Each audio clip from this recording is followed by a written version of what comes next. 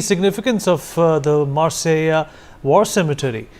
The Mazargues War Cemetery is located in the southern suburb of Marseille. It is located approximately 6 kilometers from the city center. There are about 1,742 and 267 war casualties commemorated on this site. 205 of the Indian casualties who were cremated are commemorated at the rear of the cemetery. During the World War, Marseille was the base of the Indian troops in France. Royal Navy, Merchant Navy, British troops and labour units worked on the port or past it.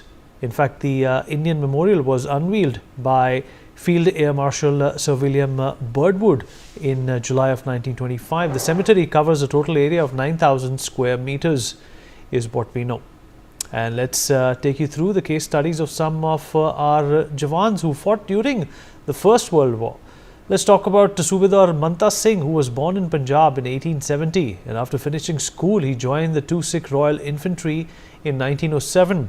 By August 1914, when the German army invaded Belgium and France, Manta held the rank of Subedar and his regiment was part of the Indian expeditionary force which was sent to France. In March 1915, the Allies attacked the Neuve-Chapelle and broke through the German front line. On the first day of the battle, British and Indian troops captured the town. Then the Germans counter-attacked with 16,000 reinforcements. In 3 days fighting, the British and Indian troops suffered 13,000 casualties and the Allies' ammunition also ran out and the troops had to retreat. Out of 20% of the Indian contingents were martyred in heavy fighting or killed in action. Manta was injured in action while saving the life of a seriously injured officer. He pushed Captain George Henderson in a wheelbarrow out of no man's land to safety. Subedar Manta Singh was seriously injured while carrying out his selfless act. He was sent back to England to a hospital in Brighton. The doctors told him that he would have to lose both his legs. Manta refused to think about going back to India with no legs. He unfortunately passed away on the 15th of March 1915 due to blood poisoning.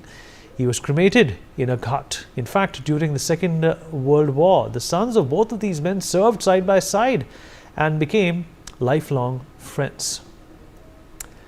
Let's talk about Hardit Singh Malik, who was born on the 22nd of November in 1894 in Rawalpindi. He was the first Indian to fly into combat with the Royal Flying Corps.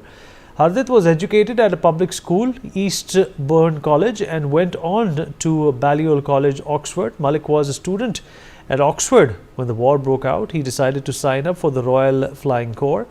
Initially, he was denied a commission by the Royal Flying Corps. He instead made an application to the French Red Cross. Later, the French Air Corps accepted his application and Lieutenant H.S. Malik reported to one armament school on the 5th of April 1917 and was commissioned into 26th Squadron on the 22nd June 1917. A specially designed helmet was worn by Hardit over his turban, and once transferred to 28th Squadron, he saw plenty of action above Flanders, Belgium. He was guiding a single-seater biplane fighter up behind the Canadian fighter in search of his enemy aircraft. Malik's plane was hit and his leg was injured when firing started. Both Parker and Malik survived to tell their stories. Oxford-educated Malik was a trailblazer and was the only Indian aviator to survive the First World War. After the war, he joined the Indian Civil Service and eventually served as the Indian ambassador to France.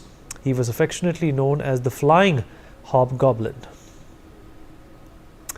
Moving on, Daran Singh Nei, who was born in 1883 in Kafartir village, Chimoli district, which is in Uttarakhand now, joined as a 19-year-old sepoy in the 1st Battalion on the 39th Garhwal Rifles.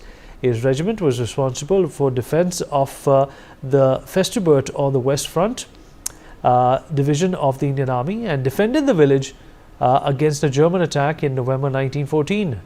Daran Nei's action in battle was celebrated in the London Gazette on the 5th of December 1914. Daran received the Victory Cross Award at the hands of King George V at General Headquarters in Saint-Omer, France. He returned from the war and rejoined the family's farming business.